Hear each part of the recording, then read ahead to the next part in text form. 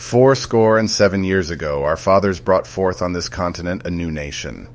Conceived in liberty and dedicated to the proposition that all men are created equal, now we are engaged in a great civil war, testing whether that nation or any nation, so conceived and so dedicated, can long endure.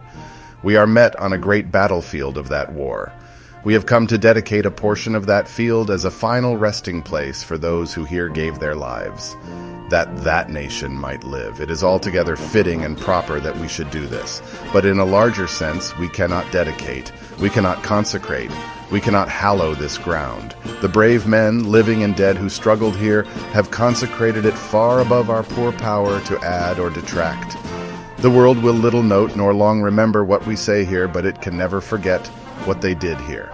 It is for us, the living, rather, to be dedicated here to the unfinished work, which they who fought here have thus far so nobly advanced.